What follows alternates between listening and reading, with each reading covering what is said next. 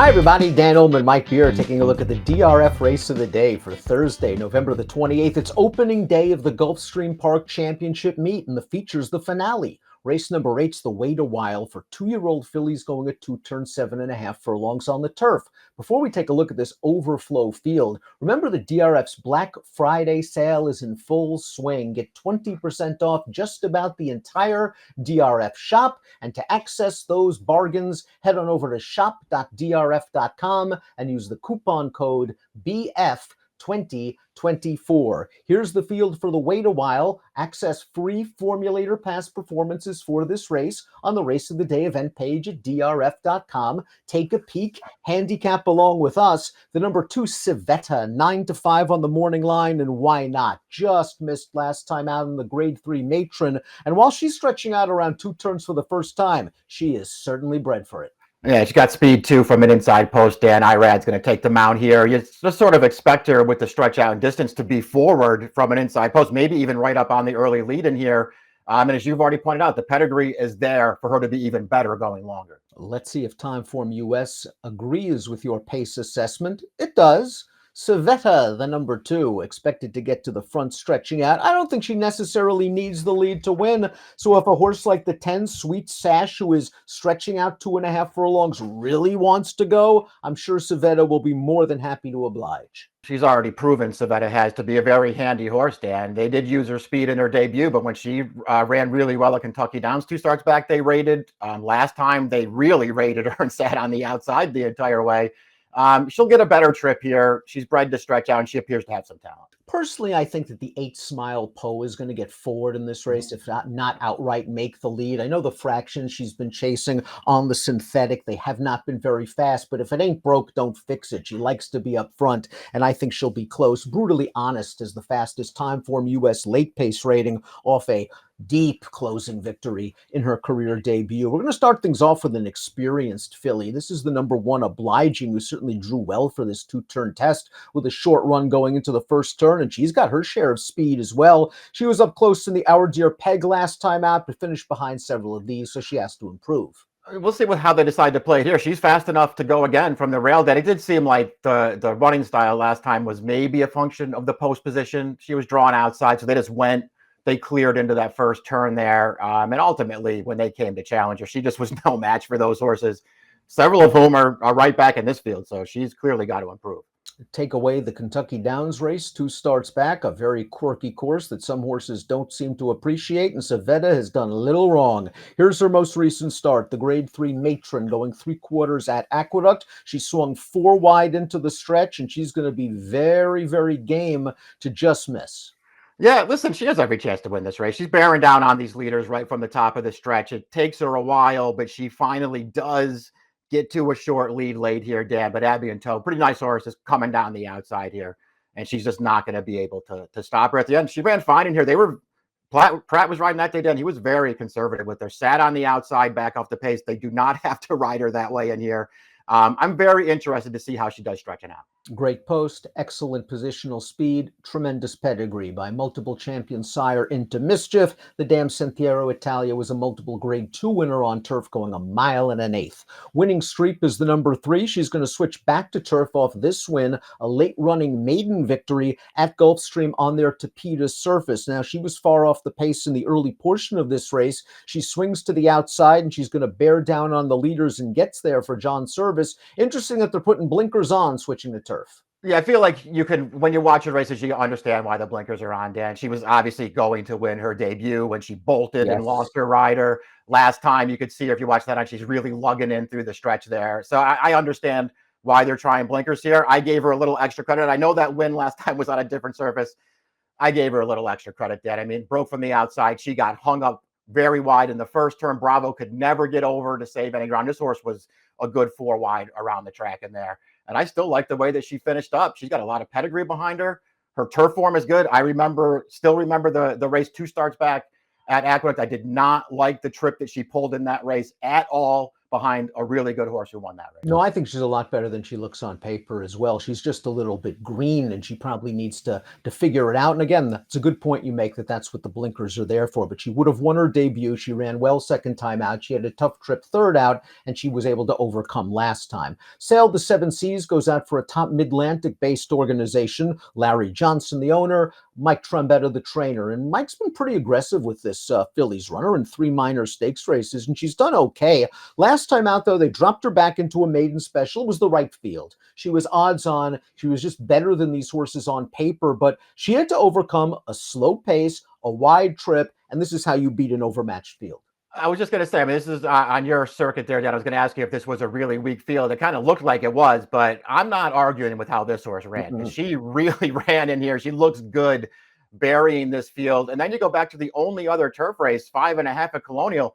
She really ran in there. It took her a while, but once she got into the clear for the stretch there, she was flying at the end of that race. I think she's pretty good. I agree. For a third-time starter in that Jamestown at Colonial, that was a difficult trip. She wasn't away the best, sort of steady down on the inside on the far turn, and then she got clear and she ran. Another horse at a price that can certainly make a difference in this race, as can the number 5, Brutally Honest. She comes from way off the pace to win her debut for Mark Casse. Let's watch Brutally Honest. It's at Gulfstream Park. It's at a mile. She's got a lot of work to do, and it looks like she's a little bit green right now, still in the stretch. But once she gets to the outside, she unfurls this big, long stride and maybe takes advantage of a slight pace collapse. They were going fast early. Yeah, it does seem like that. She did put in a nice final furlong at this race, though. You're right that I thought she still looked a little bit green in here, too. But she found her stride late in there. You go back and watch the full replay, too. She studied pretty hard early in that race and lost position. That's what sort of left her as far back as she was early in there. She was able to overcome it. It seems like there's more to come for a really, really well-bred filly. It's Witchcraft, the number 6, is a tactically minded, beautifully bred daughter of Tappet. She only sold for 7 figures as a yearling, and she comes off a stakes placing in the Our Dear Peg, where she was close to the pace. I thought she had every chance in that race, Mike. I think she ran okay. I think there's a lot more improvement that's still there for her. I'll need the 12-1. I think that's fair. I agree with you. We'll check out the replay of that here in a minute, but she was right there. I thought she got a good trip overall and was right there all through the stretch with every chance to win. And she just, wasn't quite good enough in there. It wasn't a terrible performance, but it wasn't a great one either, Dan. She's going to have to improve. Bella Veneno, the number 7, won her debut over course and distance, then went to Kentucky Downs for a couple of tough races. She came back in the Our Dear Peg. It's Witchcraft runs 3rd. Bella Veneno runs 2nd, finishing ahead of 5 of the same horses she'll be facing on opening day at Gulfstream. I'm not going to blame Drayden Van Dyke here, because Bella Veneno's running style often puts her in some trouble, but it's so tough to make that move on the crest of the turn. Yeah. 5 wide turning into the stretch all the way through the turn. You just lose so much ground. I think it showed something that she was able to get up for 2nd.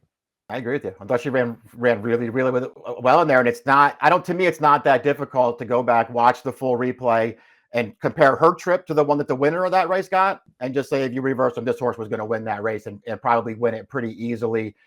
Really liked that performance. Liked her debut win here, too. I know it was for a different trainer. I know it was a maiden claiming race. I thought she looked good winning that race. Smile Poe's going to try turf for the first time, but she's got the pedigree for it. She's by Breeders' Cup Mile winner Caraconti, and if you go way back in her female family, there are some strong turf influences, and she's coming into this race the right way, winning 2 of 3 starts, including this race over the Synth. First level allowance at Gulfstream, and she just received a great ride in here. Backs down the fractions to 49. When this horse comes to her on the outside, she's got plenty left. Yeah, I thought that's how I looked at it too, Dan. Just had all the best of it in here and had plenty left when this horse comes for her. She's game to hold on in here, but, holds on with the best trip. Another horse, and as you pointed out, she has enough pedigree to handle the turf, but she's going to have to be better on turf than she's shown so far on the other surface. Ramsey Pond has a very similar pattern as her uncoupled stablemate Bella Veneno. Both debuted going 7.5 furlongs at Gulfstream. Both went to Kentucky Downs to run twice within a short span of time over that quirky track, and both ran in the Our Dear Peg. Now, Ramsey Pond didn't run well in the Our Dear Peg, but I thought she might have had a sneaky trip. That's interesting. Let's dig into that then, because I was going to ask you, Dan. This horse, listen, she was going to win her career debut, and you could just see how green she was in that race, and really cost herself there. Just sort of pulled herself up when she made the lead. The blinkers came on.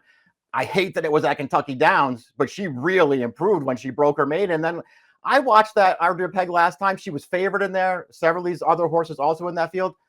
I didn't see it. What happened in there? I just thought she ran a terrible race in there. She's going to have to do a lot better. I was very, very disappointed with that performance. But again, she did take a lot of money. She ran well at Kentucky Downs. She ran well in her debut. I don't want to pigeonhole her as just a Kentucky Downs loving horse. And if you believe, you're going to get a much better price this time around. Sweet Sash is the 10, another horse trying turf for the first time, coming off a sprint win, 5/8 on the synth at Gulfstream back in mid-September. Just went pushing the pace, is got some work to do. I like, again, she reaches down and goes get this 8-5 horse on the lead.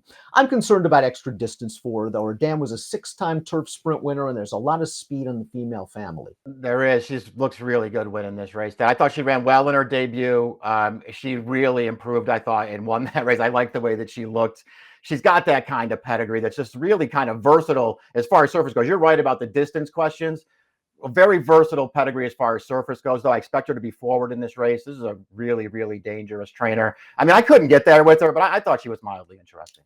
The 11, Lemon Peppa Step, I thought had some excuses in the P.G. Johnson 2 starts back at Saratoga. Sort of hopped up at the start and lost position early, then was forced extremely wide, turning into the stretch, had to alter course back to the rail. Give her a mulligan for that. I really liked her last time out, and she just didn't run her best race. Did you see an excuse? No, I mean, that's another. She was in that Ardea Peg with a lot of these other horses. I thought she got a good trip in that race. And, you know, maybe she was just kind of exposed a little bit there. She had every chance to win and just wasn't good enough. This field is tougher than that one. And the always dangerous Graham Motion sends out the 12, Smart Union, the final horse in the body of the field. And this horse, like many motion-trained horses do, improved second time out, stretching out in distance, scoring at Keeneland over 2 next out winners, one of whom which come back and won a maiden at the Fairgrounds with a 69 buyer. This horse is all upside. It's just a lousy post position. Right, lousy post for a really good trainer. I mean, I get it. She could move forward again. I personally just didn't like her maiden win enough to want to bet her. And here I thought she got a perfect trip in that race. The pace really went in front of her. She got a perfect trip into it and closed it down. I just wasn't that impressed. And the also eligible is Hello, Hello, Hello. She'll need a scratch to compete. If she does get into this race, though, I think she's going to have to take a big step forward. She will be a big price, so I won't knock her too much. Yeah, I didn't. She was also in that Ardea Peg, didn't run well in there. Seems like, at least for now, she's better on the other surface. Before we take a look at our top selections, please click the subscribe button on the Daily Racing Form YouTube channel for the latest DRF videos. Top pick time for the wait a while. It's opening day of the Gulfstream Park Championship meet. Winning streaks a little bit dirtied up. Friends, don't be fooled by some of those running lines. Tough trip 2 starts back. At debut, she was winning by 5 if she doesn't go crazy and jump through the rail. As you put it, Dan, I think she's just better than she looks on paper. Whether this is the right spot for her, I guess we'll find out. But she's going to be a price in here. I think she's pretty good. I'm going to try her. I'm very interested in Sail the Seven Seas, who's shipping in here. That horse is going to be a price. Both of her turf races look good to me. The 2 is the horse to beat. I put her third. I'm going to be using your 3 winning streak along with the 2 horses that I think are the horses to beat. I certainly think Civetta is. Bella Veneno, to me, I just think that wide trip really hurt her, and she showed that she could fit with these horses. Something makes me think that she's going to take a lot of money, though, so I can't take anything less than 7-2 on her. And maybe we'll get it because Civetta will be bet as well. 3-4-2-5 for Mike, 7-2-3-6 for me. It's the wait a while at Gulfstream. It's opening day for the Gulfstream Park Championship meet. Good luck. Hey friends, you look like you're in need of a winner.